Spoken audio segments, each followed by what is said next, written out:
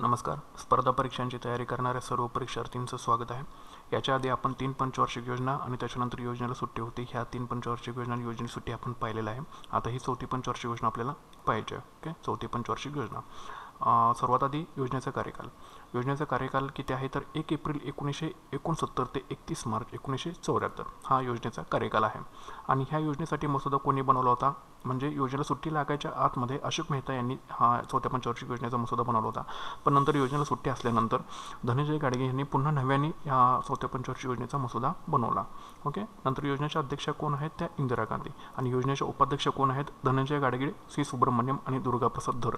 तर धनंजय गाडगे हे मे 1971 पर्यंत योजनेचे उपाध्यक्ष होते. सी सुब्रमण्यम मे 1971 ते जुलै 1972 पर्यंत उपाध्यक्ष होते आणि दुर्गाप्रसाद धर हे जुलै 1972 पासून योजनेचे 4थ्या पंचवार्षिक योजनेचे उपाध्यक्ष होते. आता योजनेचे जे प्रतिमान आहे ते कशावरती आधारित आहे तर ॲलन एस मान आणि अशोक रुद्र यांच्या खुले सातत्य प्रतिमानावरती 4थ्या पंचवार्षिक योजनेचे प्रतिमान हे आधारित आहे. त्यालाच आपण काय म्हणतो ओपन कन्सिस्टन्सी मॉडेल.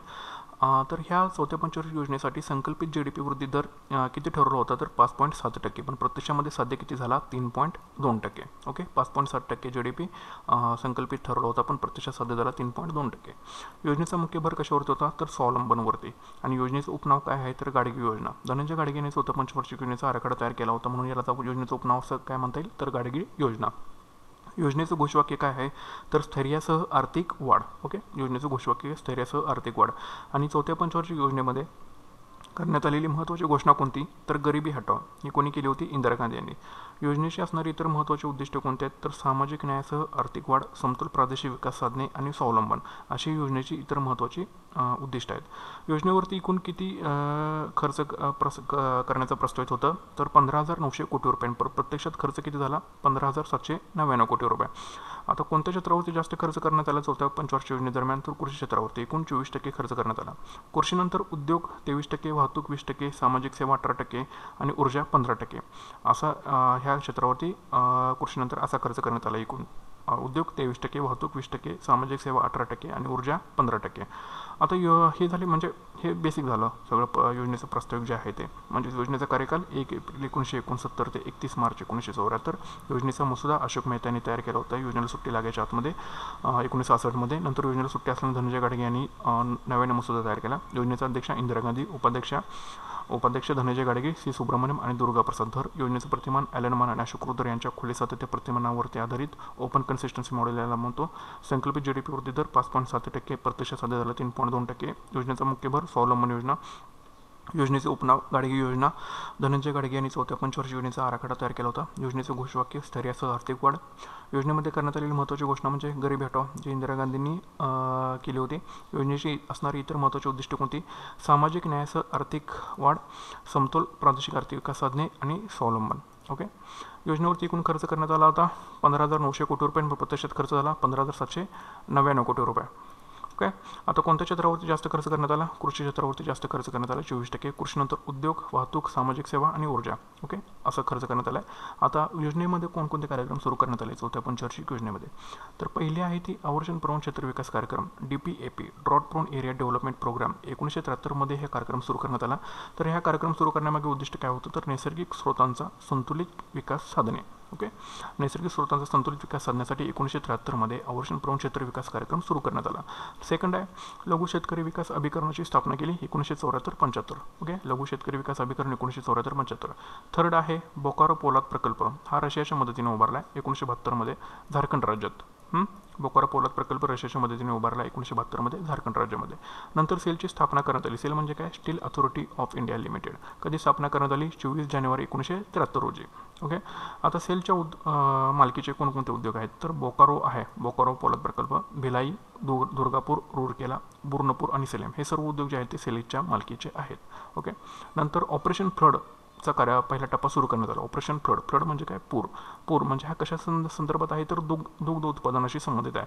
याचं कारण ऑपरेशन फ्लड सुरू करण्यामागे कारण काय होतं तर दुग्ध उत्पादनामध्ये वाढ व्हावी आणि दुधाचा महापूर यावा यासाठी हा कार्यक्रम सुरू करण्यात आला. ठीक आहे, तर हा कार्यक्रम सुरू करण्यामागे कोणाचा प्रभाव होता तर डॉक्टर वर्गीस कुरियन यांचा. आणि ऑपरेशन फ्लड हा जो कार्यक्रम आहे तो कशामार्फत राबवल्या गेल्या तर NTDB म्हणजे नॅशनल डेअरी डेव्हलपमेंट बोर्ड म्हणजे NTDB मार्फत ऑपरेशन फ्लड हा सुरू करण्यात आला. ठीक आहे. तर नॅशनल डेअरी बोर्ड डेव्हलपमेंटचे अध्यक्ष कोण होते तर डॉक्टर वर्गीस कुरियन. तर डॉक्टर वर्गीस कुरियन यांना कोणकोणत्या पुरस्कारांनी सन्मानित करण्यात आलं आहे तर डॉक्टर वर्गीस कुरियन यांना पद्मभूषण, रॅमन मॅक्सेसे पुरस्कार, वर्ल्ड फूड प्राईज अशा पुरस्कारांनी डॉक्टर वर्गीस कुरियन यांना सन्मानित करण्यात आले.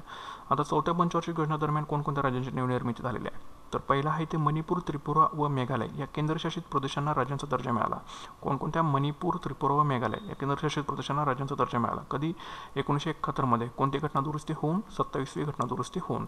नंतर आहे मिझोराम, अरुणाचल प्रदेश हे नवीन केंद्रशासित प्रदेश तयार करण्यात आले. कुठले मिझोराम आणि अरुणाचल प्रदेश हे नवीन केंद्रशासित प्रदेश तयार करण्यात आले.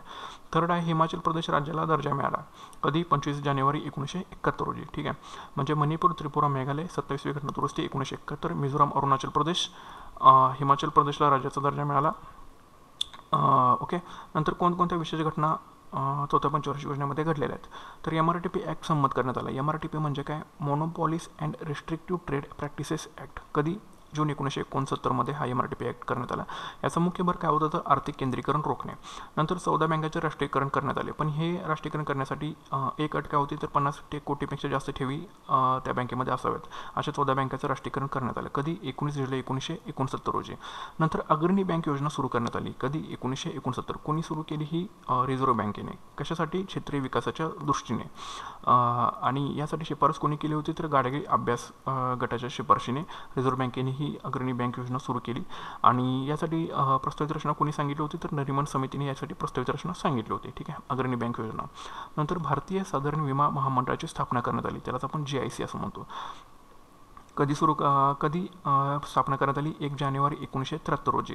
नंतर भारताचा व्यापार तोल अनुकूल ठरला कधी 1972-73 रोजी. किती कोटी रुपयांनी 104 कोटी रुपयांनी. ओके. 104 कोटी रुपयांनी भारताचा व्यापार तोल अनुकूल ठरला 1972-73 रोजी.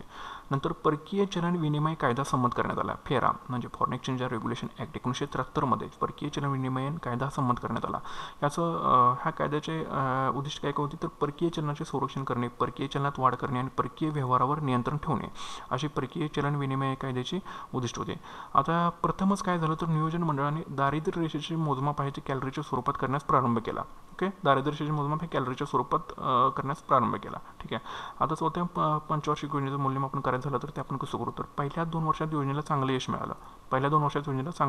नंतरच्या 3 वर्षामध्ये योजना अपयशी ठरली. याचं कारण काय होतं तर 1971चे भारत-पाकिस्तान युद्ध, बांगलादेशची निर्मिती आणि युद्ध त्यामुळे बांगलादेशी निर्वासितांचा प्रश्न उभा राहिला आणि 1973 मध्ये बसलेला पहिला तेलाचा झटका. ओके. यावेळी तेलाच्या जागतिक किमती 400% वाढल्या होत्या. ठीक आहे. तर बघू आता आपण हे तर 1971चे भारत-पाकिस्तान युद्ध. ओके. पाकिस्तानने काय केलं तर भारताविरुद्ध ऑपरेशन चंगीज खान हे भारतीय वायुदलाविरुद्ध उघडलं. त्याच्यामुळे काय झालं त्याची परिणती अर्थातच भारत-पाकिस्तान युद्धामध्ये झाली. यावेळी भारताचं नेतृत्व कोणी केलं होतं जनरल मानेक शॉ यांनी. ओके. ठीक आहे. याच्यामध्ये पाकिस्तानची हार झाली. त्याच्यामध्ये नंतर भारत-पाकिस्तान सिमला करार झाला. भारत-पाकिस्तान सिमला करार. यामुळे काय झालं बांगलादेशचे स्वातंत्र्य पाकिस्ताननं मान्य केलं. नंतर ढाका येथे इंदिरा गांधी आणि शेख मुजीबुर रहमान यांच्या दरम्यान मैत्री आणि शांतता आणि सहकार्याचा करार झाला. ओके. कोणाच्या दरम्यान इंदिरा गांधी आणि शेख मुजीबुर रहमान यांच्या दरम्यान. नंतर बांगलादेशची निर्मिती झाली आणि तसेच युद्धाने त्यामुळे बांगलादेश निर्वासितांचा प्रश्न उभा राहिला. 1973 मध्ये पहिला तेलाचा झटका बसल्याच्या जागतिक तेलाच्या किमती ज्या आहेत ते 400% वाढले. यालाच आपण काय म्हणतो ऑइल क्रायसिस किंवा तेलाचे संकट असं म्हणतो. अच्छा. ठीक आहे. हे होण्यामागे कारण काय होतं तर योम किपूर युद्ध जे कोणामध्ये झालं होतं इजिप्त आणि इस्रायलमध्ये 1973 साली. याचाच परिणाम म्हणून काय झालं तर जागतिक तेलाच्या ज्या किमती आहेत OPEC कंट्रीजमधल्या त्या 400% वाढल्या. ठीक आहे. तर ही अशी 4थी पंचवार्षिक योजना आहे. तर ह्या योजनेमध्ये लक्षात ठेवण्यासारख्या गोष्टी कोणत्या आहेत तर कार्यकाल 1 एप्रिल 1969 ते 31 मार्च 1974. योजनेचा मसुदा सुरुवातीला म्हणजे अशोक मेहतांनी तयार केला होता सुट्टी लागायच्या आतमध्ये. त्याच्यानंतर धनंजय गाडगे यांनी तयार केला. अध्यक्षा इंदिरा गांधी, उपाध्यक्ष धनंजय गाडगे, C. सुब्रमण्यम, दुर्गाप्रसाद धर.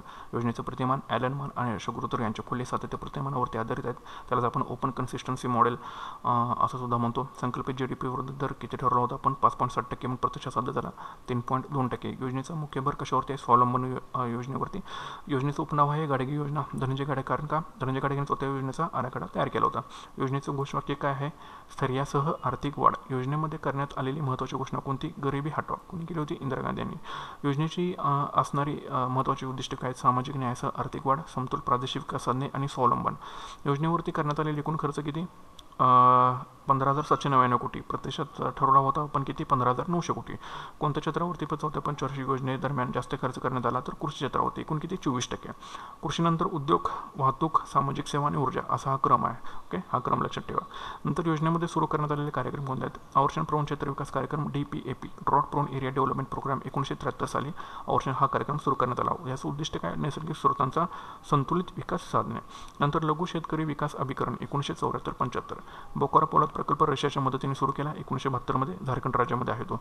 नंतर सेलची स्थापना करण्यात आली, steel authority of India limited, कधी 24 जानेवारी 1973 रोजी स्थापना करण्यात आली. बोकारो, भिलाई, दुर्गापूर, रूरकेला, बुरनपूर, सलेम हे सर्व जे उद्योग आहेत ते सेलच्या मालकीचे आहेत. नंतर ऑपरेशन फ्लड हा दुग्ध उत्पादनात वाढ व्हावी आणि दुधाचा महापूर यावा यासाठी हा कार्यक्रम सुरू करण्यात आला. तर डॉक्टर वर्गीस कुरियन यांच्या प्रभावाने हा कार्यक्रम सुरू करण्यात आला 1970 मध्ये.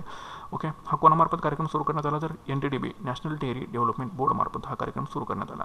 ओके, NDDBचे अध्यक्ष कोण होते? डॉक्टर वर्गीस कुरियन. डॉक्टर वर्गीस कुरियन यांना कोणकोणत्या पुरस्काराने सन्मानित करण्यात आले?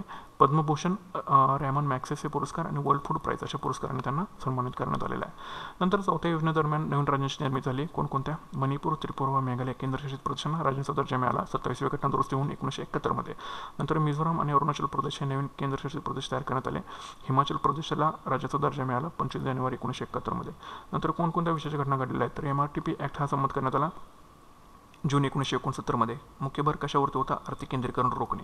MRTP म्हणजे काय? Monopolies and restrictive trade practices act. Okay, नंतर ज्या बँकांच्या ठेवी 50 कोटीपेक्षा जास्त आहेत अशा 14 बँकांचं राष्ट्रीयकरण करण्यात आलं 19 जुलै 1969 रोजी.